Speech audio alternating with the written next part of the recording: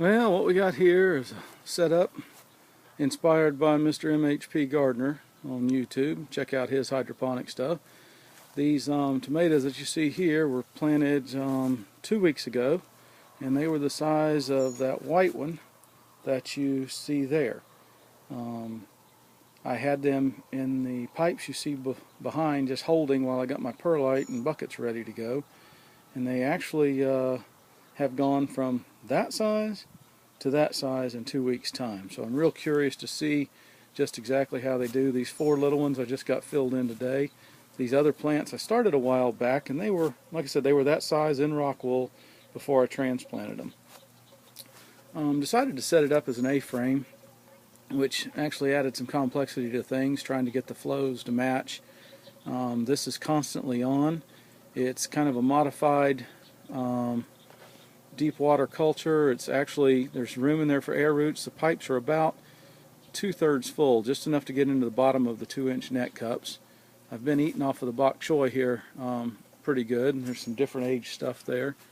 Also got some red butterhead and some green lettuce. That is a red romaine there, and a couple of basils stuck in for good measure up on the top. I've got the rest of my buckets getting ready. Should be ready in the next day or two for my peppers and cucumbers. I've got 2 reservoirs. I've got one behind this tarp that I run the A-frame with, the greens, and then the tomato reservoir is down there underneath the silver tarp, and I'm going to drop another pump in it and extend this on down to the left side here with 16 feet of cucumbers and bell peppers. So if I can use that same reservoir, I'm going to. If not, I may have to go ahead and get another reservoir and pump there. Just for reference, we do have a few tomatoes here. These were the same tomatoes that I transplanted into dirt that you saw in the Beto buckets earlier. You can see these are quite a bit smaller. They got pretty good color, but they had hydroponic roots on them, and quite a bit. So I transplanted them in here, watered them in with the hydroponic fertilizer, and we'll see how they do. There's a couple that were started and growing in dirt there. These buckets I bought from a woman, paid $2 a piece for them.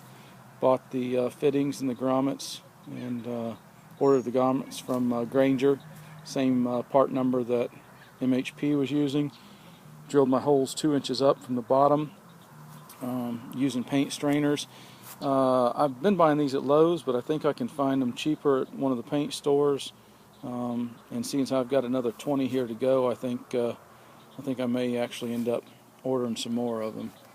Of course, no video would be complete without taking a look at some of the roots. So let's just look at one of the little bok choys here. You can see the roots there. I'm not going to pull them all the way out, but that's quite a bit there.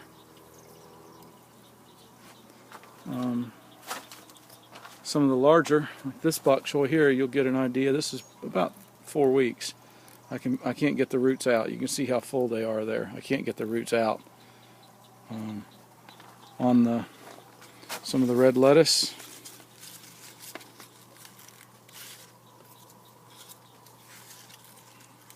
you can see how thick the roots are there. Pretty color. Things are looking good. Take a look here at the basil. See the roots on it. Like I said, everything is looking pretty good. I've ordered the fertilizer, the water-soluble fertilizer from Hydro Gardens, and like I said, for my first try at some hydroponics, I'm very pleased. This is all outside, no greenhouse. We've been very windy here the last few days. It's beat it up pretty good. I am concerned about the heat on the lettuce. I don't know how much longer I'm going to be able to keep it, but I do have frozen 2-liter bottles that I drop in if the temperatures get high a couple times a day. Like I said, that one's on continuously. The tomatoes are running 4 times a day right now for about 30 minutes a time. Like I said, those plants that you see in the foreground were about 3 inches tall 2 weeks ago. All in all, I'm very pleased. We'll give you an update later. Thanks for watching.